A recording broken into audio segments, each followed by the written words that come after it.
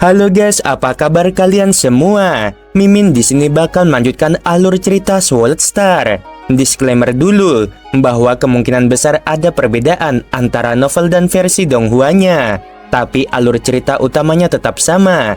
Jadi tanpa ragu, Mimin akan membawakan alur ceritanya. Lo Fong meletakkan gelas anggur dan mengangkat patung dewa binatang. Dia menatap patung, hampir merasa seolah-olah patung itu telah menjadi binatang purba yang hidup dan meraung. Binatang ini sendiri tampaknya mewujudkan hukum. Binatang bertanduk emas di dalam dunia internalnya juga mengangkat kepalanya untuk melolong. Itulah hal terkuat yang dapat kuandalkan. Matanya berbinar sambil menatap patung itu. Ia berkata, dengan patung ini, memahami cakra pertama akan jauh lebih cepat. Ini juga akan membuat jalanku untuk memahami jalan lainnya menjadi lebih mudah dan lancar. Aku ingin berdiri di puncak alam semesta, dan ini akan membuka jalan untuk mencapainya. Hadiah terbesarku dari dunia Sungai Darah adalah patung dewa binatang. Klan Musa muncul di sampingnya. Lo Fong yang berpakaian hitam segera menerima patung itu dan menghilang ke dalam dunia internal. Di dalam dunia internal, binatang bertanduk emas itu seperti jajaran gunung hitam yang berdiri di sana. Dan saat ia menjulurkan cakar kanannya, ia bahkan lebih besar dari pegunungan Himalaya. Di dalam ruang kendali kapal otomatis, Lo Fong menatap ke depan, lalu memberi perintah. Ayo pergi ke kota Mengna. Babata membuka mulutnya karena terkejut. Lo Fong menatap Babata di sampingnya dan menganggukkan kepalanya. Dulu aku menempatkan naga di kota Mengna, dan sekarang sudah 80 tahun. Siapa tahu apa yang terjadi padanya. Dulu aku memberinya beberapa harta karun. Harta karun itu bisa menggerakkan hatinya. Jadi sebelum pergi, aku ingin melihat-lihat karena istana Tianxi juga ada di arah sana. Ruang yang dekat dengan wilayah Swallow Moon adalah yang paling dekat dengan istana Tianxi. Agar Lo Fong dapat kembali, ia harus terlebih dahulu menuju ke istana Tianxi. Dan karena letaknya di sepanjang jalan, mengunjungi naga adalah hal yang wajar untuk dilakukan. Di reruntuhan dewa kuno, Baki dan binatang buas Cinio beserta lebih dari 90 pengawal dewa darah semuanya menempatkan diri di sekitar tepi kawah. Langit berguncang. Baki, Cinio dan para pengawal semuanya menatap pada sebuah siluet yang muncul di udara. Sosok itu adalah seorang laki tua jangkung dan tegap dengan baju besi berwarna abu-abu.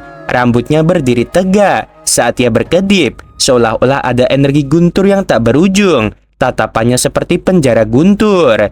Salam Tuan Abadi. Baki membungkuk hormat. Semua pengawal berlutut dengan tertib. Bahkan Kinyu mendudukkan kepalanya. Pria tua berbaju besi abu-abu ini menatap kawah berdiameter 10.000 km. Tatapannya seperti matahari, memancarkan dua pilar cahaya yang menembus langsung ke dalam kawah yang dalam. Hampir seolah-olah dia bisa melihat seluruhnya. Kawah ini, suara laki tua itu kuat dan dalam. Tidak ada rasa hukum. Serangan mengerikan yang menciptakan kawah ini memang bukan milik makhluk abadi. Namun dalam hal kekuatan, itu pasti sebanding dengan kekuatan penuh makhluk abadi. Hanya saja teknologi berharga milik orang luar yang dapat menciptakan sesuatu setingkat ini. Sepertinya itu benar-benar orang luar, kata Baki. Ini sangat serius. Pria tua berbaju besi itu mengerutkan kening dan berkata dengan sungguh-sungguh, Will Abadi telah membahas ini dengan prioritas tertinggi. Menurut pertempuran kuno yang mengerikan sebelumnya, dari semua data yang telah kami kumpulkan, bahkan dari orang luar, senjata dengan kekuatan yang sebanding dengan makhluk abadi sangat tidak mungkin. Manusia di alam semesta mungkin memiliki kemajuan teknologi yang hebat, namun kekuatan yang setara dengan kekuatan makhluk abadi hanya dapat diciptakan melalui kekayaan yang tak terkira jumlahnya. Namun itu sama sekali tidak sepadan. Satu-satunya yang benar-benar mencapai puncak teknologi adalah ras automaton. Beberapa tahun ini seringkali ada orang luar yang memasuki benua kita. Lelaki tua berbaju besi itu mengerutkan kening. Kita menangkap semua yang kita bisa dan menghabisi semua yang kita bisa. Namun kali ini, bagi seseorang yang memiliki senjata sekuat itu, orang yang masuk dunia kita pasti memiliki status yang sangat tinggi. Baki mengangguk. Juga menurut pemimpin dunia Kuyan dan Yuke, sinyal mereka terputus di tengah wilayah ini. Di sini mereka menemui akhir yang tragis. Jelas musuh menggunakan senjata ini untuk menyerang dari jauh, menghancurkan kapal dan menghabisi Kuyan dan Yuke. Serangan teknologi tingkat ini bahkan Baki, kau tidak akan memiliki 1% kesempatan untuk selamat dari serangan itu. Tubuh Baki menggigil. Bersikaplah waspada, kata lelaki tua berbaju besi itu. Kau adalah jenius langka di benua kami yang berusia 1 triliun tahun. Jika kau terbunuh oleh senjata teknologi, itu akan menjadi hasil terburuk yang mungkin terjadi. Baki mengangguk sambil menggertakkan giginya. Dia bertanya dengan tidak puas, apakah kita hanya akan menanggung ini saja, tidak membalas? Membalas? Apa maksudmu membalas? Orang tua berbaju besi itu menatap Baki. Ia merasa lelah. Tanpa benar-benar mengalami pertempuran tragis kuno sebelumnya, sulit untuk membayangkan seberapa kuat orang luar itu. Karena banyak alasan kuil abadi itu mampu mempertahankan pemerintahannya. Dan dia adalah seorang penyintas kuno dari pertempuran itu. Saat itu, dia hanya seorang penguasa sektor. Dia tidak benar-benar berpartisipasi dalam pertempuran. Kalau tidak, dia pasti sudah lama mati. Namun dia mengetahui banyak rahasia pertempuran kuno itu. Kekuatan benua sungai darah kita masih terlalu lemah. Pria tua berbaju besi itu menjawab, kita belum bisa berpikir untuk membalas.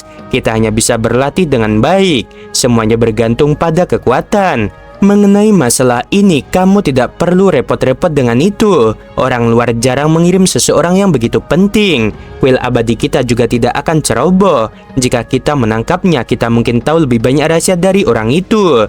Selama lebih dari 1 triliun tahun, kuil abadi itu memang telah menangkap beberapa orang jenius alam semesta. Lelaki tua berbaju besi itu berubah menjadi sambaran petir dan melesat, menghilang dari langit. Tuan, kedua kapten pengawal Dewa Darah datang. Yang lainnya tidak mendengar pembicaraan Baki dengan makhluk abadi itu. Aku sudah perintahkan kalian semua untuk mengirim pesan pada semua pemimpin dunia untuk mengecek berita tentang 97. Sudahkah kalian melakukannya? Baki menatap kedua kapten itu. Kapten nomor 1 berkata, kami sudah mengirim pesan. Namun, apakah kami tidak akan menyelidikinya sendiri? Aku menduga 97 masih berada di area tersebut. Kita tidak punya waktu untuk menyelidiki.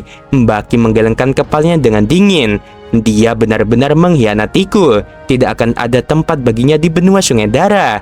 Baki tidak akan pernah menyangka bahwa 97 tidak perlu tinggal di benua sungai darah. Karena batas sejatinya adalah alam semesta yang luas dan tak berujung. Kapal otomatis menyamar sebagai meteorit. Dan setelah sekitar 2 bulan terbang di luar angkasa, akhirnya mencapai kota Mingna. Tuan, kita sudah sampai di kota Mingna, kata AI. Lo Feng yang tengah mempelajari keajaiban alam semesta membuka matanya dan tersenyum. Naga kecil, aku harap kamu masih hidup. Lo Feng berjubah hitam berjalan di jalan-jalan di kota Mingna. Sudah 2 bulan sejak aku menembakkan meriam dan memperoleh patung dewa binatang. Aku yakin efeknya akan sangat hebat. Demi alasan keamanan, aku akan meninggalkan inti jiwa di luar angkasa. Tidak ada kerugian. Lo Feng yang berpakaian hitam sangat santai, bahkan jika dia menghadapi situasi yang mengerikan dan tubuh Musa hancur menjadi debu, dia tetap baik-baik saja. Dengan penggunaan sedikit energi, ia dapat dengan mudah mereformasi tubuhnya. Selama intinya baik-baik saja, ketika tubuh itu pada dasarnya tidak akan pernah mati. Di depan adalah sekte Yudao. Lo Feng berjalan di sepanjang jalan, membeli makanan ringan di sepanjang jalan untuk dimakan, dan melihat-lihat dengan santai. Dulu aku pernah memerintahkan naga dengan tegas untuk tidak meninggalkan tempat ini, kecuali dia mencapai level awan atau level universe. Dia seharusnya mendengarkan diriku. Setelah beberapa saat, Lo Feng berdiri di jalan melihat ke rumah mewah. Ada tanda di pintunya. Kedua penjaga di pintu memberi perintah untuk jangan dekat-dekat. Ekspresi Lo Feng tampak jelek saat menatap kedua penjaga itu. Kedua penjaga itu merasa seolah-olah daratan dan langit di sekitar mereka lenyap. Pemuda berpakaian hitam di hadapan mereka. Tekanan yang tak berbentuk menyebabkan mereka berdua bisa hancur. Aku bertanya padamu, di mana sekte Yudao? Lo Feng berpakaian hitam bertanya dengan dingin. Sekte Yudao sudah hancur sejak lama. Tatapan Lo Feng terfokus. Ceritakan padaku secara rinci apa yang terjadi pada sekte Yudao. Kedua pengawal itu pun langsung menjelaskan secara detail tentang bagaimana sekte Yudao hancur. Di malam yang gelap, klan Musa meninggalkan kota tanpa jejak kembali ke kapal otomatis di langit. Di dalam ruang kendali, Lo Feng duduk di sofa.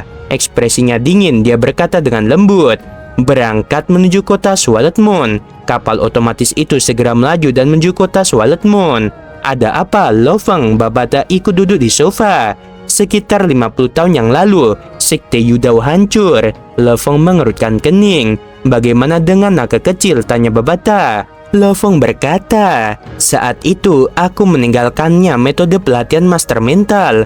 Jika tebakanku tidak salah, naga kemungkinan besar akan menuju ke kota Swallow Moon." Kapal otomatis itu terbang cepat di angkasa di atas dunia sungai Dara. 1 hari kemudian, ia mencapai ruang di atas wilayah Swallow Moon. Waktu malam, ayah, seorang pemuda tinggi berambut perak, meletakkan tikar di tanah. Beberapa makanan muncul di tangannya.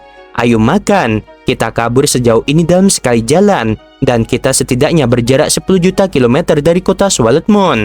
Tetap tinggal di hutan belantara. Mencari kita tanpa tujuan bukanlah tugas yang mudah bagi mereka." Seorang pria parubaya yang tampak tua dengan rambut perak yang berantakan mengangguk, mengangkat jus buahnya dan mengambil makanan dari tatakan. Matanya dipenuhi dengan kebanggaan dan kegembiraan.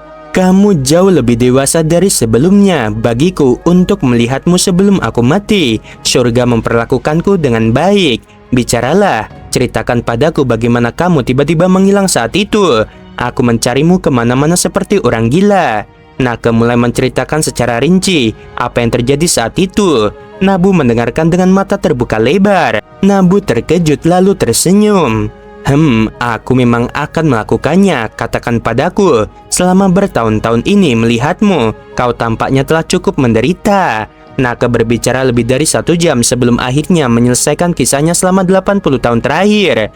Nabu menatap pemuda di hadapannya, tampak tak percaya. Naga kecil sudah berubah drastis. Putranya memang telah mengalami cukup banyak hal. Naga berkata, "Yang paling aku syukuri adalah kakak Feng. Dia telah mempersiapkan begitu banyak hal untukku, dan karena itu aku mampu bertahan dari setiap kemunduran dan bangkit kembali, akhirnya mencapai level awan. Namun level awan bukanlah tujuan akhirku. Tujuanku adalah mencapai level domain dan bahkan level dunia." Nabu mengangguk senang. Di dalam kota Swallow Moon, rumah pemimpin kota, wanita berpakaian ungu berdiri di aula, menatap dingin ke arah pemimpin kota bernama Pu Yangwen. Di hadapannya, kepala Pu Yangwen dipenuhi keringat karena dia hanya seorang praktisi tingkat rendah, sedangkan wanita di hadapannya ini adalah praktisi tingkat tinggi, dan dia juga murid kesayangan pemimpin dunia Xiong. Dia bisa dengan mudah menghancurkannya, dan satu-satunya hal yang seharusnya dia lakukan adalah mengawasi Nabu. Tapi karena dia mengacaukannya, bagaimana mungkin dia tidak takut? Wanita berpakaian ungu itu tersenyum dingin. "Kau bilang sebelumnya bahwa orang itu adalah master mental tingkat awan. Seberapa cepat terbangnya? Hanya dalam satu tarikan napas, dia bisa terbang sejauh 10 juta kilometer tanpa masalah." Pu Yangwen tercengang. "Keluar!" wanita itu mengamuk. Pu Yangwen pergi. Di dalam aula, wanita itu melirik Pu Yangwen, menggelengkan kepalanya dan tersenyum dingin. "Sungguh tidak berguna. Untung saja saat itu aku tidak menaruh harapan apapun pada si idiot ini." Wanita itu menyentikkan tangannya, dan sebuah alat komunikasi muncul. Sebuah layar dengan peta ditampilkan, dan ada titik cahaya di atasnya. Wanita itu langsung tersenyum. "Siapa yang akan dengan bodohnya mengawasinya? Dulu aku memberinya obat bius dan memasukkan chip ke dalam tubuhnya yang sudah terluka parah. Bukankah aku akan selalu tahu posisinya?" Perangkat komunikasi dibandingkan dengan konstruksi kapal alam semesta triliunan kali lebih mudah dibuat. Para penguasa sektor itu telah memberikan perangkat ini kepada bawahan penting mereka. Wanita berpakaian ungu sebagai tangan kanan dan kiri pemimpin dunia Xiong memperoleh perangkat komunikasi ini sangatlah mudah. Jaraknya sebenarnya 10 juta kilometer. Wanita itu tersenyum. Aku tidak terburu-buru untuk menangkap mereka. Aku akan mengamati terlebih dahulu. Aku yakin pria berambut perak itu akan membawa Nabu untuk menemui prajurit misterius Feng. Wanita itu segera mengirim pesan kepada gurunya Xiong. Setelah itu, dia terbang keluar dari rumah besar sendirian, melesat ke langit di malam hari, menuju ke arah Nabu dan Nake. Lebih dari 10 juta kilometer. Bahkan jika wanita berambut ungu itu adalah seorang prajurit penguasa domain level 8 dengan gravitasi dunia sungai darah yang kuat, dia hanya bisa mencapai 1000 km per detik. Bahkan dengan begitu, dia masih butuh waktu lebih dari 3 jam untuk tiba di hutan. Guru akan segera datang, lalu kita akan mengambil kesempatan untuk menangkap Feng.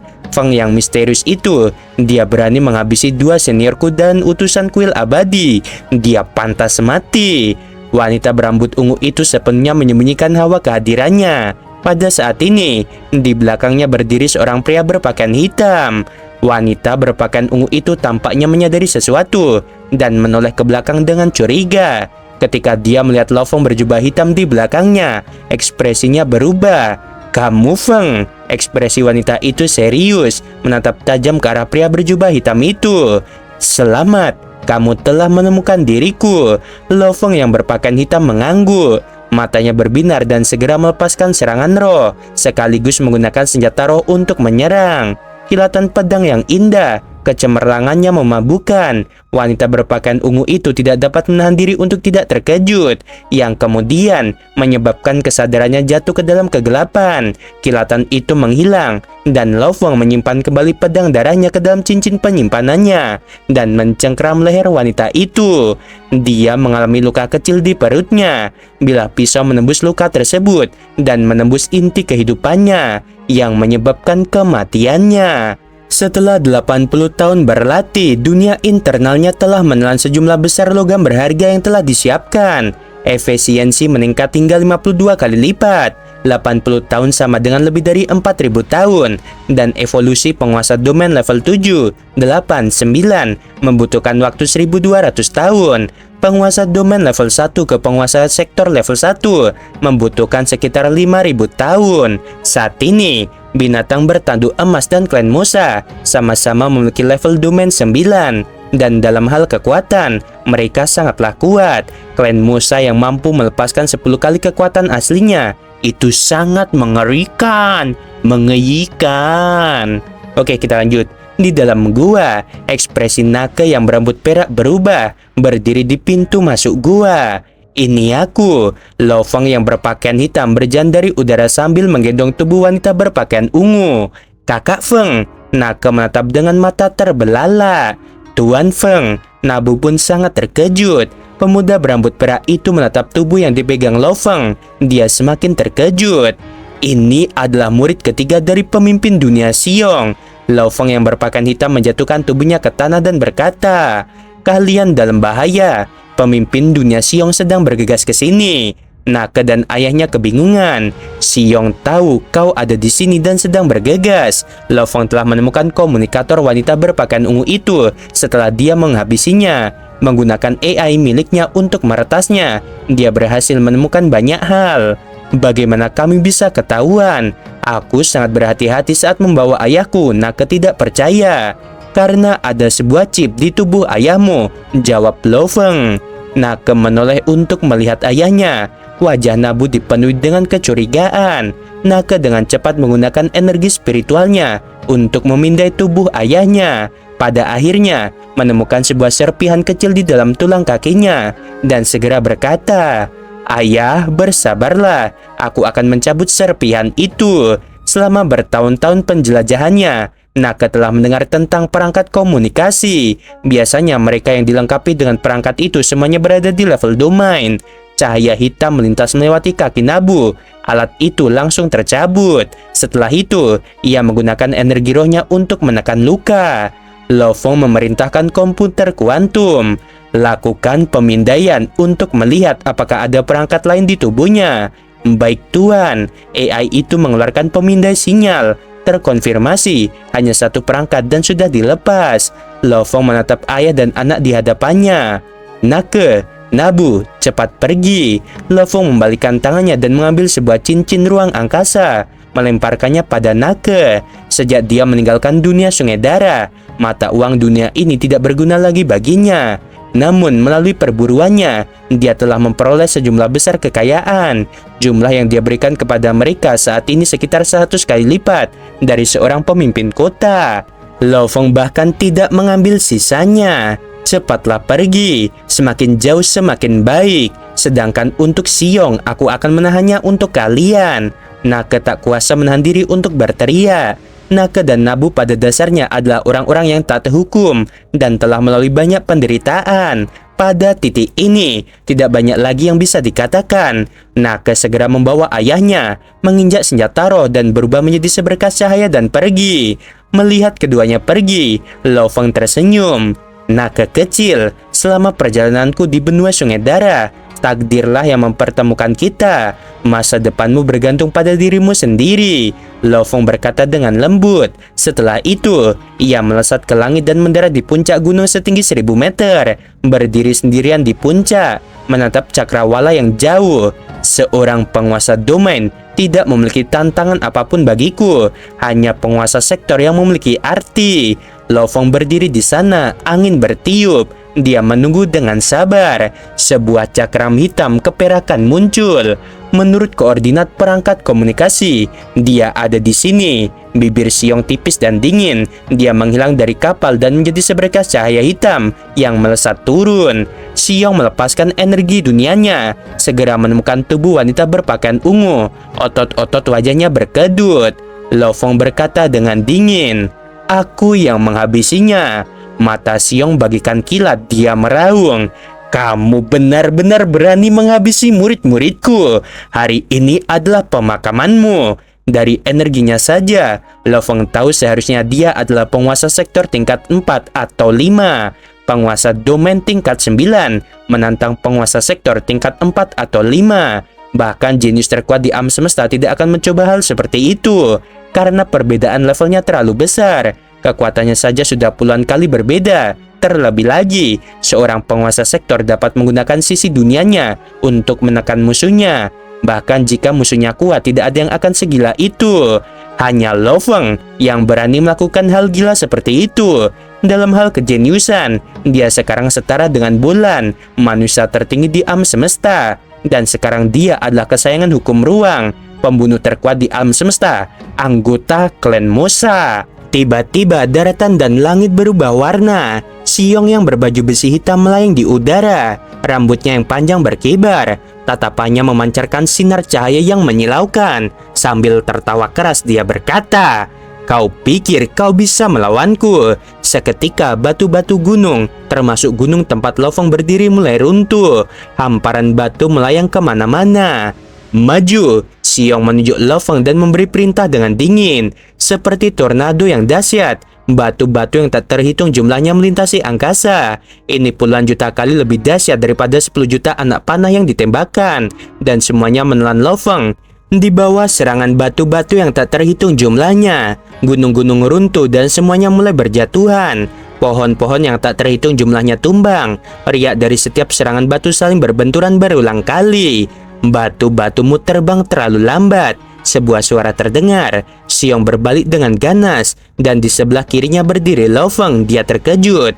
"Feng ini sangat cepat. Kecepatan sesaatnya jelas jauh lebih cepat dariku. Gunakan kekuatanmu yang sebenarnya. Kalau tidak, menghabisimu akan sia-sia." Lo Feng membalikkan tangannya dan bila bayangan darah muncul, dia menatap lawannya, matanya menyala dengan semangat. Lo Feng segera menyerbu ke depan. Kecepatannya sangat cepat. Meskipun dia sudah siap, Xiong masih terkejut. Lo Feng segera merasakan tekanan yang mengerikan. Hampir seolah-olah seluruh tubuhnya dibelenggu. Inikah kekuatan sejati seorang penguasa sektor? Kartu andalan terkuat yang dapat digunakan seorang penguasa sektor untuk melawan penguasa domain. Sungguh kuat. Dengan tekanan dunia, semua kekuatanku akan berkurang. Lo Feng menjilat bibirnya. Matanya semakin membara. Ini mendebarkan, bertarung dengan segalanya. Di bawah tekanan dunia, lebih dari 10.000 Lo Feng muncul di udara di atas lautan. Munculnya bayangan yang kabur membuat Xiong terkejut. Bahkan dengan tekanan duniaku, dia masih bisa membentuk lebih dari 10.000 bayangan. Pemahamannya tentang hukum ruang sudah mencapai tingkat mana? Xiong benar-benar tercengang. Belum lagi dunia sungai darah. Bahkan di alam semesta ini, hanya ada sedikit orang dengan tingkat seperti ini. Energi ruang tak berbentuk menekan wilayah Xiong. Melakukan tekanan ruang, Lo Feng mampu melawan tekanan dunia. Xiong terkejut. Satu penusuk hitam dan satu penusuk putih muncul di hadapannya. Penusuk putih itu membawa serta energi dingin yang tak berujung. Saat sekelilingnya membeku menjadi es dan salju, itu menyerang bilah pedang Lo Feng. Lo Feng merasakan tubuhnya bergetar dan darah segar menyembur keluar dari mulutnya. Bersamaan dengan itu, ia berteriak, "Ilusi!" Hal ini membuat Xiong menjadi lebih serius. Tiba-tiba bayangan-bayangan kabur tampak berteleportasi tepat di sampingnya. Bersamaan dengan itu, energi brutal dan kuat dari sebuah bilah menebas tepat ke arah Xiong. Xiong mundur tiba-tiba sambil menggunakan penusuk hitam untuk bertahan. Bilah yang kuat itu benar-benar menjatuhkan penusuk hitam itu. Tebasannya yang kuat tepat mengenai leher Xiong. 4 perisai muncul di samping tubuh Xiong dan melayang di sekelilingnya. Pedang Lo Feng mengenai salah satu dari perisai itu secara langsung, membuat seluruh tubuh Xiong terlempar ke belakang sejauh 100 km. Xiong yang terdorong mundur memiliki ekspresi jelek. Melihat keempat perisai di depannya, matanya kembali fokus. Aku benar-benar dipaksa untuk menggunakan duniaku, senjata pertahanan, dan senjata roh, semuanya dalam waktu yang singkat. Sebelumnya, Xiong tidak akan pernah berpikir bahwa dia akan dipaksa oleh seorang penguasa domain untuk menggunakan semua triknya. Seluruh wajah Xiong memerah. Dia meraung dan menatap Lo Feng yang jauh. Aku akan memberitahumu bahwa level domain tidak dapat mengalahkan level dunia. Permukaan laut bergemuruh dan banyak balok es yang mengapung di sana berterbangan. Xiong melayang di udara. Saat ini dia memiliki ekspresi yang sangat gelisah. Jelas ini memalukan baginya. Sebuah ilusi muncul. Xiong segera mundur. Seketika 2 penusuk hitam dan putih di depannya mengeluarkan cahaya yang menyilaukan. Lingkungan di sekitar penusuk putih menjadi sangat dingin dan membeku menjadi es. Jurus ini disebut Dual Dragon Purse. Itu adalah kartu andalan Xiong dari mempelajari hukum asal air. Meskipun tingkat pemahamannya tidak sebanding dengan Lo Feng, namun jurus itu masih dipenuhi dengan hukum asal. Selain itu, dalam hal kekuatan murni dan tekanan dunia, keunggulannya jelas terlihat. Lo Feng yang sedang bergerak dengan kecepatan maksimalnya, menatap naga hitam dan es yang tampaknya menghampirinya dalam sekejap. Ia menjadi kabur sesaat sebelum mengubah arah dan menghindar. Bersamaan dengan itu, sebuah perisai bermata 6 muncul di hadapannya. Dorongan dari perisai itu tampak cukup mudah, tetapi seolah-olah seluruh ruang terdorong mundur. Naga hitam dan naga es yang saling melikuk-likuk bersama-sama terpengaruh oleh tekanan ruang. Karena itu, mereka berbenturan dengan perisai bermata 6, dan saat mereka berbenturan, kedua naga itu meledak dengan kekuatan yang mengerikan, mendorong Lo Feng jauh ke belakang saat darah segar menyembur dari mulutnya. Pada titik ini, perisai bermata 6 juga terlempar jauh. Inti dari 2 naga, penusuk hitam dan putih, memperlihatkan wujud mereka yang sebenarnya dan menusuk langsung ke arah Lo Feng. Lo Feng yang berada di udara segera menghindar. Lebih dari 10.000 bayangan muncul di sekitarnya. Lo Feng melihat tangannya di bawah. Lengan kiri yang benar-benar patah karena memegang perisai sebelumnya berdarah. Tetapi energi hitam melilitnya dan dalam sekejap pulih sepenuhnya. Xiong yang melayang di udara awalnya tampak gembira. Namun, tepat setelah itu ia mulai mengamuk. "Kau masih belum mati. Aku tidak percaya kau tidak bisa mati." Xiong melolong, wajahnya pucat saat dia menunjuk dengan gigi terkatup. Tampaknya menggunakan konsentrasi penuh untuk mengendalikan senjata roh. Kedua penusuk itu segera membentuk busur, dan di udara di sekitar mereka sekali lagi terkonsentrasi menjadi aura es dan naga es. Sementara yang hitam dikelilingi air hitam, membentuk naga air hitam. Kali ini cakar, tanduk, dan sayap kedua naga itu sudah lengkap. Xiong benar-benar tenggelam dalam kegilaan. Lo Feng bergerak secepat yang dia bisa. Anggota klan Mosa adalah pembunuh terkuat di alam semesta. Mereka ahli dalam pembunuhan sembunyi-sembunyi, dan teknik ilusi hanyalah salah satu jalan untuk itu. Di bawah teriakan marah Xiong, meskipun Lo Feng terluka berkali-kali, dia masih berhasil bertahan hidup.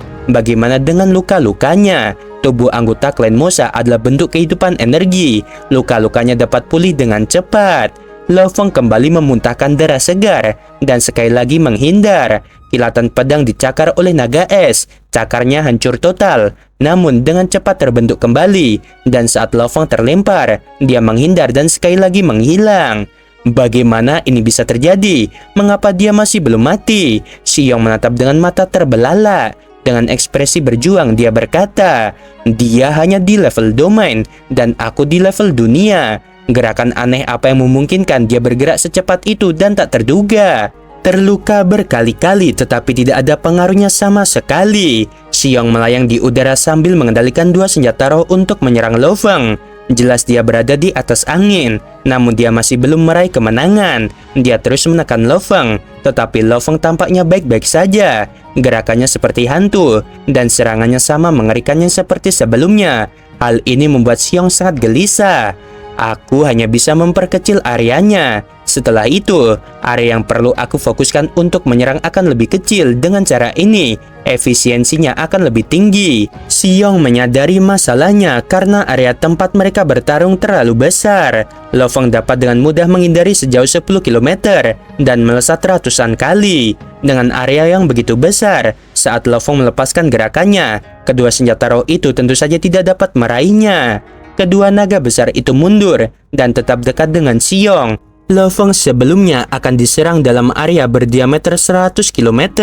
Namun sekarang dengan mundurnya mereka, baru ketika Lo Feng memasuki area berdiameter 30 km di sekitar Xiong, dia diserang. Areanya lebih kecil, tentu saja efisiensinya lebih tinggi. Pintar, akhirnya kau menyadari masalahnya. Setelah dipaksa mundur berkali-kali, bahkan tidak dapat mendekati Xiong, mata Lo Feng berbinar. Ia segera menyerbu ke arah Xiong, dan saat ini ia melakukannya. Kedua senjata roh itu bahkan tidak bergerak. Namun saat dia semakin dekat, barulah mereka melolong. Area pertempuran yang semakin sempit membuat kedua naga itu langsung menutup jarak mereka dengan Lo Feng, membuat Lo Feng kesulitan untuk menghindar. Satu benturan membuat seluruh tubuh Lo Feng bergetar, dan darah segar menyembur dari mulut, hidung, dan bahkan telinganya. Dia hanya bisa mundur dan menghindar. Melihat keuntungan yang jelas, Xiong tertawa terbahak-bahak. Level dunia adalah pemimpin dunia. Level domain hanyalah level domain. Tidak peduli seberapa jeniusnya dirimu, kamu tetap akan mati tanpa diragukan lagi. Lo Feng menghindar berkali-kali dan semakin mendekati Xiong. Area pertempuran yang lebih kecil memiliki kelebihan dan kekurangan. Hal baiknya adalah dengan kecepatan dalam jarak dekat, dia terkadang bisa mendekati Xiong. Bagian buruknya adalah semakin dekat dia, semakin cepat serangannya dan waktu reaksinya semakin singkat. Lo Feng meraung pelan, melepaskan jurus terkuatnya. Kilatan abu-abu dari bilah pedang itu brutal, langsung mengiris jarak 10 meter dan menebas Xiong. Tidak ada gunanya. Xiong tertawa. Perisai dua sisinya datang untuk menangkis. Sisi pertama terdorong ke belakang, tetapi sisi kedua berhasil menangkis bilah pedang. Kedua naga itu melolong dari belakang menyerang Lo Feng. Pedang itu belum memberikan efek apapun. Lo Feng menyipitkan matanya dan segera melepaskan pedang di tangannya. Tangan kanannya tiba-tiba bertambah panjang. Awalnya itu adalah lengan manusia biasa. Dalam sekejap ia tumbuh dan menusuk dengan cepat ke arah perisai, memanjang lebih dari 10 meter. Kristal kehidupannya juga ada di dalam lengan kanan itu. Dua naga besar itu beradu pukul di dalam tubuhnya dan langsung meledak. Darah segar dan tulang-tulangnya berhamburan. Xiong melihat lengan kanannya yang tiba-tiba tumbuh dan terulur. Dia sangat terkejut. Bagaimana lengannya bisa tumbuh begitu panjang? Apakah itu karena baju besinya? Tidak ada gunanya. Tubuhnya telah hancur. Bahkan jika kristal kehidupannya baik-baik saja, tanpa tubuh fisik untuk memicunya, ia tidak dapat memicu energi yang cukup. Xiong tenang. Energi pemicu harus melewati tulang belakang dan otot. Kalau jasadnya sudah hancur dan hanya menyisakan lengan patah, apa gunanya? Namun tiba-tiba Xiong membelalakan matanya. Bagaimana ini mungkin? Tangan palsu yang terulur dari baju besi itu melepaskan gerakan pedang yang mengerikan seperti ini. Begitu tubuhnya hancur, bagaimana mungkin ia bisa menyerang dengan kekuatan? Sebelum Xiong meninggal, banyak pikiran terlintas di benak Xiong. Setelah itu ia hancur dan kesadarannya memudar. Kedua naga besar itu langsung hancur dan jatuh, memperlihatkan dua senjata roh. dunia di sekitarnya juga hancur, dan lautan tak berujung hancur, memperlihatkan pegunungan yang hancur. Xiong dikalahkan. Aku akhirnya berhasil. Lo Feng menundukkan pandangannya untuk melihat tubuh Xiong, berpikir dalam hati. Seorang manusia sejati. Jika tubuh mereka hancur, mereka hanya dapat menggunakan serangan roh, dan bukan serangan fisik jarak dekat. Namun, anggota klan Musa adalah bentuk kehidupan energi. Jika aku mau, aku dapat berubah menjadi puluhan juta hal. Apalagi anggota tubuh yang patah. Aku bahkan dapat berubah menjadi rotan anggur awan. Dan aku masih dapat menyerang. Oke guys, sampai sini dulu. Dan ya, ini pertama kali Lo Feng tanpa teknologi bisa mengalahkan penguasa sektor ya. Apalagi tingkat 4 atau 5 kayak Xiong ini teman-teman. Untuk apa ya, uploadnya agak malam, maaf banget karena tadi ada tamu teman-teman, jadi diundur ya. Jadi segitu dulu, besok masih Lo Feng lagi kok ya, 3 hari Lo Feng 1 kali NTZZ gitu aja. Sebelum video berakhir, Mimin mau bilang sungguh membagongkan, terima kasih.